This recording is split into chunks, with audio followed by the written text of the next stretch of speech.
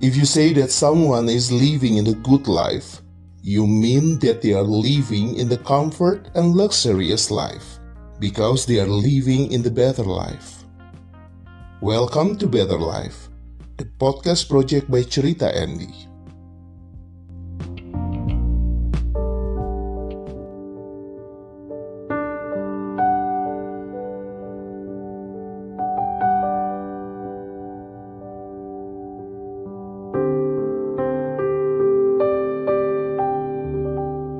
Tidak terasa 75 tahun sudah kemerdekaan Indonesia. Tentu di balik kemerdekaan yang dapat dinikmati selama 75 tahun ini, banyak usaha dan kerja keras atau perjuangan setiap anak bangsa untuk berhasil meraihnya. Balik lagi Better Life, the podcast project by Cerita Andy, dan kali ini gua bakal ngobrol-ngobrol dengan salah satu legend yang dimiliki oleh bangsa ini. Tepatnya legend dalam bidang olahraga, khususnya atletik. Beliau berhasil menjadi sprinter putri pertama yang mewakili Indonesia untuk berlaga di Olimpiade. Ada Carolina Sonia Riupasa, yang dengan bangga dan hormat saya memanggilnya dengan Tante Nina. Saya kali ini sudah terhubung dengan Tante Nina melalui telepon, karena setelah pensiun dari dunia olahraga, Tante Nina kini tinggal di Makassar. Tante Nina, apa kabar? Baik, Andy. Tante Nina sehat, saya panggil Tante Nina ya, karena memang tante saya sebenarnya. Tante, boleh sayang, boleh. Tante sudah berapa lama sih pensiun dari dunia olahraga atletik? Pensiun dari tahun 2006. 2006, berarti kurang lebih sudah sekitar 14 tahun ya Tante ya? Betul sayang. Sekarang Tante usia 71 tahun ini ya? Iya, Karena Februari betul. kemarin Februari kemarin ya 71 ya? Februari. Nah, Tante mau tanya-tanya dong, awal pertama kali Tante Nina mengenal dunia atletik, khususnya lari. Tahun berapa Tante awalnya? jadi begini ceritanya, Andy. Dulu kan Tante Nina itu kita sekolah dari SD, SMP itu dua-dua SD Kristen, SMP Kristen. Nah, Ya. di situ di SMP Kristen kita ada dapat guru olahraga, ibu-ibu, orang Ambon juga. Terus dia itu nggak tahu orangnya sayang sama kita semuanya, siswa-siswa SMP Kristen itu. Pada waktu itu pas Tante Nina kelas 2 SMP. Oh oke. Ibu siapa Tante? Bisa mungkin disebut namanya? Ibu Ana Angkotamoni yang akhirnya kawin dengan Om Lambert Sartian yang sudah almarhum. Oke, saya panggilnya Oma Ana ya, Oma An ya. Iya, Oma An. Setelah pengalaman dari sekolah, akhirnya Tante jatuh cinta nih dengan dunia olahraga. Iya, terus ada Popsi di Jakarta. Karena kita menang, kita terpilih mewakili Sulawesi Selatan untuk ikut pelajar seluruh Indonesia di Jakarta tahun 65. Tante Nina kan dulu senang voli, senang basket, termasuk atletik. Terus Papa bilang, sekarang kamu orang pilih atletik atau voli atau basket. Tante Nina akhirnya pilih, ya sudah kita di atletik saja Pak, saya bilang begitu. Jadi latihan sama kakak-kakak dari STO. Nah, kita ada saingan, ada pelatih juga di situ dari STO. Nah, punya prestasi, akhirnya kita tandingan Jakarta itu. Tante Nesi saja yang juara, Tante Koni juga sebenarnya terpilih sebagai lompat tinggi, tapi dia kan kalah. Akhirnya Tante Koni terus sekolah, kalau Tante Nesi orang gila olahraga, so akhirnya kita Meneruskan terus di dunia olahraga. dijemput sama teman-teman dari STO suruh latihan terus, jadi kita latihan lah. Akhirnya ada four wheel tahun 66. Nah di situ four wheel tahun 66 four wheel ke Indonesia bagian timur karena tidak cari PON tapi ada Gestapo kan. Ya, karena setelah 65 tidak ada PON di 66 itu kan. Karena Gestapo jadi kita semuanya dibikinkan four wheel saja untuk seleksi karena mau pemilihan DC anak-anak yang untuk bertanding di Asian Games. So kita nanti untuk persiapan Asian Games. Akhirnya Tante Nina dan Tante Nesi yang terpilih karena kita juara 1, juara 2, jadi dua-dua itu yang terpilih. Dua Tante Nesi, Tante Nina, ada Marwan, 200-400 laki-laki, ada Wisnu 100 dan lompat jauh. Kita 4 orang yang terpilih untuk latihan di TC. Oh Tapi oke. akhirnya yang terpilih cuma Tante Nina saja. Tante Nina ya. Tante, berarti totally dari awal terjun ke dunia lari atletik sampai pensiun di tahun 2006. Total udah berapa lama sih Tante? Itu dari tahun 63 kan kita latihan. Oh dari tahun 63 berarti ya. Berarti ya mulai dari latihan kelas 3 sampai itu kelas 2 SMP.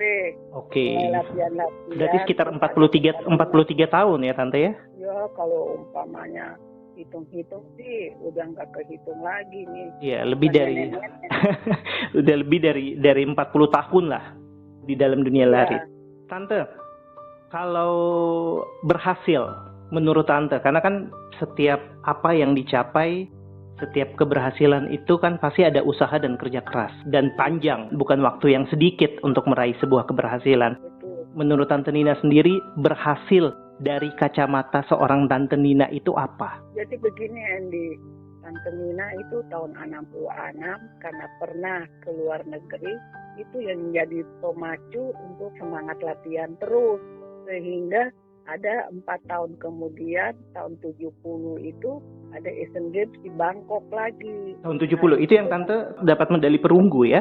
Iya, 2 kali tahun untuk 100 dan 200 meter. Karena prestasiku, tapi sebelum-sebelumnya juga bertanding try out ke Malaysia Open, di Ipoh, Perak itu. Tante Nina dan Tante Nesi juara 100-200 tuh.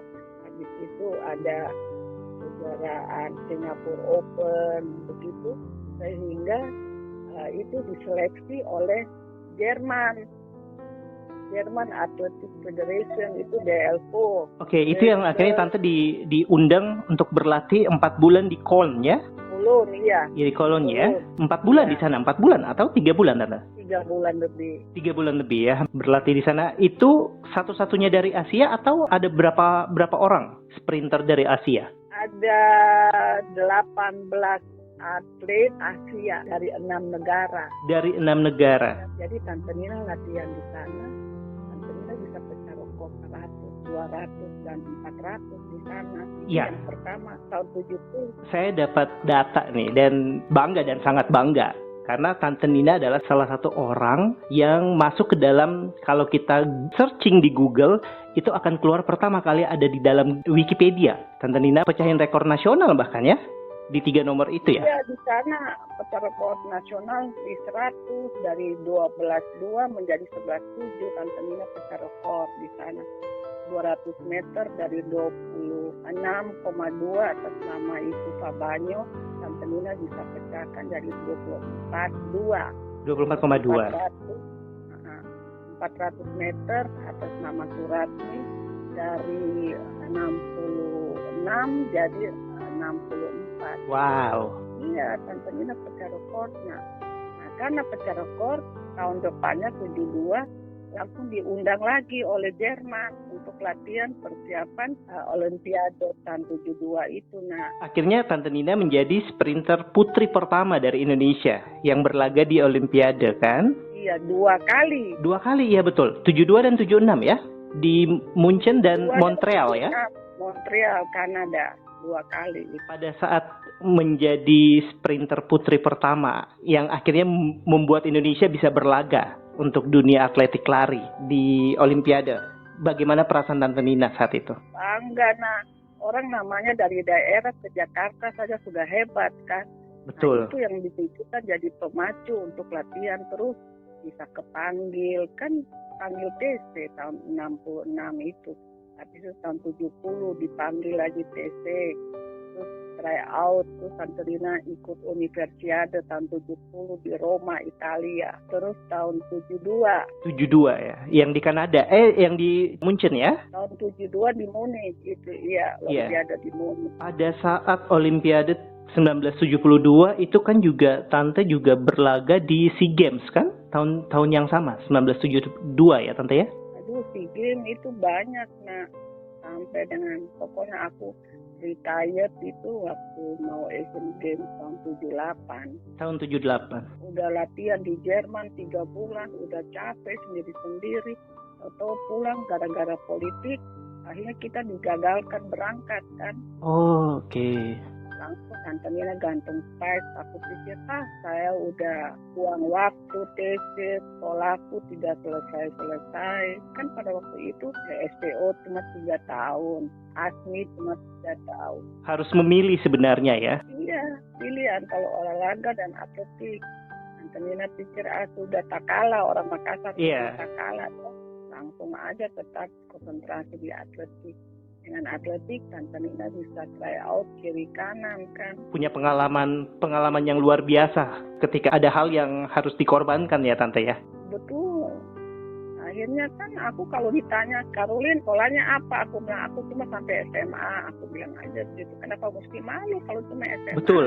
Tapi punya prestasi yang luar biasa. Betul, Andy. Dan di PON juga kan Tante juga beberapa kali meraih medali emas kan untuk di PON. Iya, 69 di Surabaya, 73 di Jakarta, 76 di Jakarta.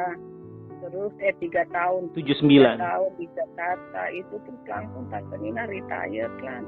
Betul. Punya prestasi, udah bisa keliling-keliling. Karena kan semua orang punya cerita hidup yang berbeda dan proses itu yang akhirnya membuat kita untuk menikmati keberhasilan sebenarnya kan Tante. Tante, Betul. setelah pensiun, retired, kalau dalam dunia Pelatih tahun 79. jadi pelatih ya? Iya, jadi pelatih tahun 79 mulai. 79 terus bikin sekolah atletik. Tante, kalau dalam dunia olahraga lainnya misalnya kayak bulu tangkis itu kan kalau pensiun itu sebutnya gantung raket. Kalau dalam dunia atletik, dunia lari apa? Gantung sepatu atau apa? Ganti sepatu, gantung sepatu. Gantung sepatu ya. Jadi Iya. pada saat mengambil keputusan untuk oke, saya mau gantung sepatu, itu pro kontra pasti banyak nih Tante. Iya banyak, Edi, karena waktu 78 Tante Nina gantung sepatu, 79 kan SEA Games di Jakarta. Itu Indonesia masih perlu Tante Nina, tapi I don't care, aku bilang gitu. Aku sudah buang-buang waktu, padahal gara-gara politik. Akhirnya juga tidak dari- bisa berlaga. Bukan ini, dari komit tidak ada pembicaraan dengan Tante Nina mengenai ini gara-gara politik. Kita semua akhirnya Batal ya, karena setelah latihan iya, semuanya aku buang-buang waktu, wasting time toh. ya. Ya sudah, mau bilang apa lagi Andy. Berarti dari tahun 1966 lah secara profesional ya Tante ya, kita hitungnya ya. Sudah ikut Asian Iya. Games, tahun 70 Asian Games. Biasa 74 mestinya di Iran, politik lagi antar intern KONI, akhirnya Tante Nina tidak diberangkatkan. Terus tahun 78 Asian Games Bangkok lagi, politik lagi. Akhirnya aku pikir ngapain? Akhirnya Andy, Tante Nina itu nangis karena juara Asian Games itu 12.5. Padahal Tante Nina itu lari dengan training saja masih bisa 12.2. Wow, berarti Iya. ada penyesalan sebenarnya. Pasti. Tapi mungkin itu adalah keputusan terbaik yang diambil pada saat itu kan Tante. Iya. Betul. Ya namanya kita mengundurkan diri secara terhormat kan. Iya, betul. Prestasinya masih ada. Ya gara-gara politik mengundurkan diri. Bukan karena aku sudah kalah terus aku mundur. Tidak. Ya. Saya pikir saya Sudah memberikan istilahnya totalitas tapi tidak mendapatkan seperti yang diharapkan. itu latihan sendiri-sendiri di Jerman itu Andy. Itu salah satu pengalaman berharga sebenarnya waktu Olimpiade 1972 ya Tante ya? Yang semuanya urus sendiri ya? Betul, kalau 76 itu kan dari tryout Pakistan Open. Waktu Pakistan itu Tante Nina kan juara 100, 200, 400, belum estafet 4x100. Itu pulang dengan 4 medali emas. Akhirnya Wow. Tante Nina kepilih lagi ikut Olimpiade di Montreal. Di Kanada, betul. Tante, selama terjun ke dunia olahraga, atletik, lari, kenangan apa yang selama menjadi atlet itu Tante tidak bisa lupakan? Oh, itu waktu ikut Olimpiade tahun 72. Kan ada Black September. Oh ya, betul. Itu yang penyerangan atlet Israel ya? Iya. Penyanderaan ya? Dibunuh banyak tuh, ada 7 atlet yang dibunuh itu. Jadi itu pengalaman Tante Nina karena kita kan Indonesia baru Israel baru Berdekatan India, berarti. itu kan berdekatan. Akhirnya bingung kan. Oh, pagi-pagi kita nggak boleh keluar. Datang ada kita punya bapak satu dari orang KONI, istrinya orang Makassar, Tante Ida Saelan, dia datang, Lin, tidak boleh keluar ya, di rumah saja, putar TV, nonton. Jadi lihat begini ya, ampun. Ada penyerangan itu. Cara orang bunuh dari atas dari tingkat 4 turun tingkat 3. Wah. Karena Israel dia nginap di lantai 3. Jadi 72 itu kenangan yang nggak bisa dilupain ya Tante ya?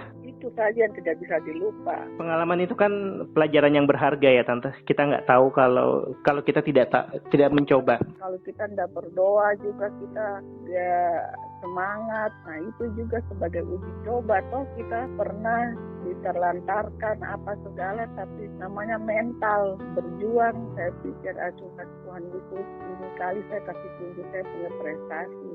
Betul. Memang saya prestasi bagus dan masuk babak kedua. Berusaha dan berdoa, Orait Labora akhirnya berhasil menjadi yang pertama, Tante ya. Betul. Tante, selama menjadi seorang atlet, perbedaan yang Tante Nina rasain, jadi dari atlet kemudian jadi pelatih, punya sekolah atlet juga untuk pelari-pelari baru. Apa yang Tante rasain, perbedaan yang Tante Nina rasain itu menjadi atlet zaman dulu dan zaman sekarang pada saat sudah pensiun, kemudian menjadi pelatih. Apa yang Tante Nina rasain? Itu pengalaman Andy, pernah jadi atlet, terus mesti berjuang. Kan kita, Katrina udah bilang kan ke Jakarta saja dari daerah sudah bangga.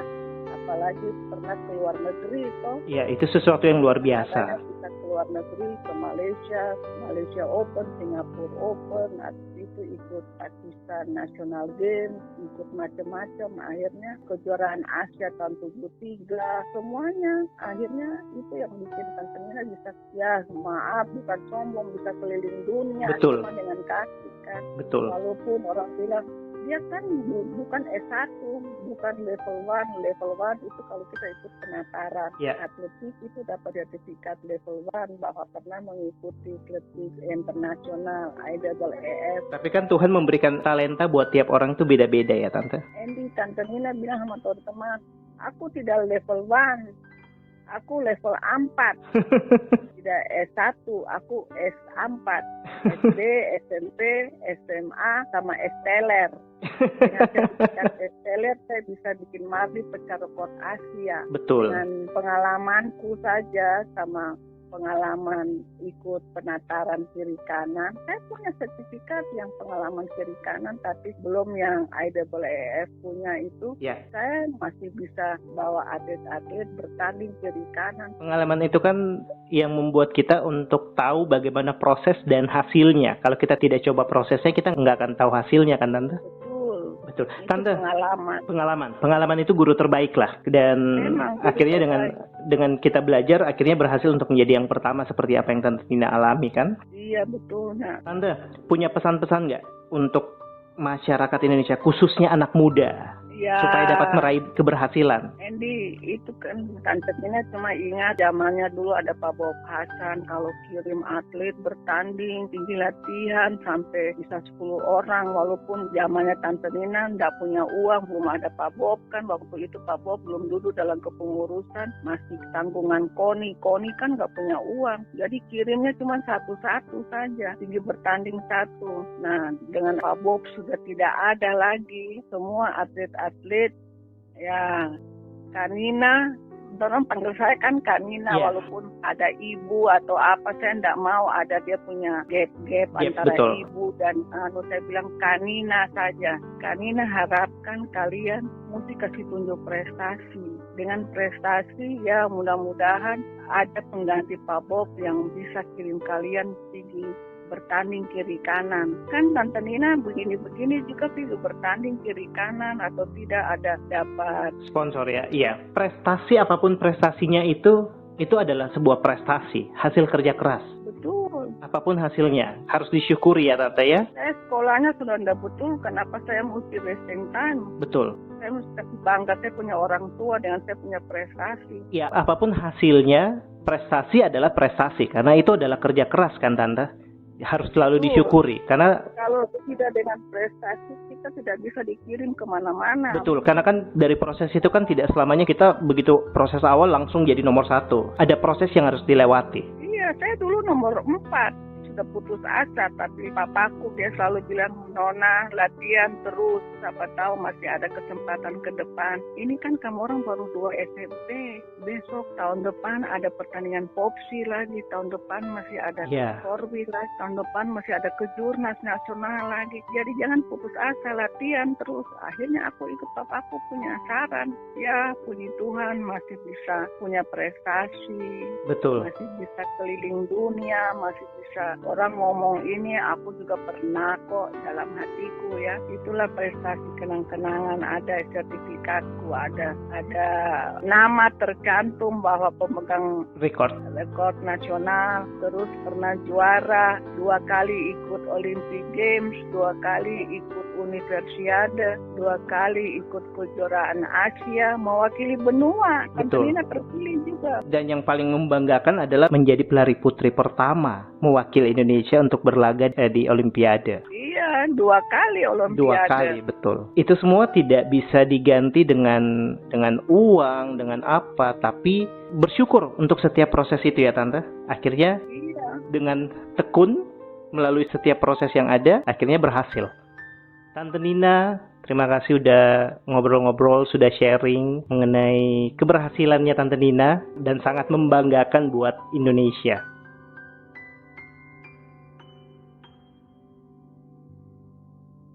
Setiap proses dalam kehidupan kita tentu memiliki cerita tersendiri dan tidak akan pernah sama satu dengan yang lainnya. Setiap kita memiliki kisah kehidupan yang berbeda. Kerja keras, tekun, bersyukur, torehkan prestasi, dan ciptakan kenangan yang tak akan terlupakan. Nikmati setiap proses yang dijalani. Jangan pernah protes pada proses. Dirgahayu Republik Indonesia ke-75. Merdeka!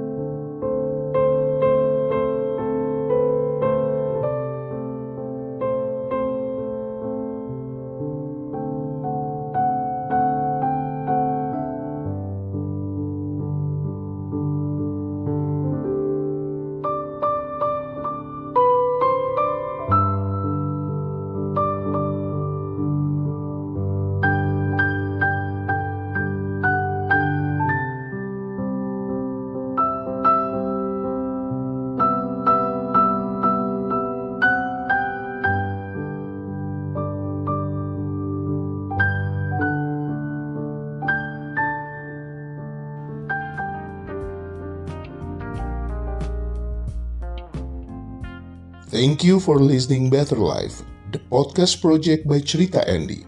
If you have any questions, just follow our social media at Cerita Andy.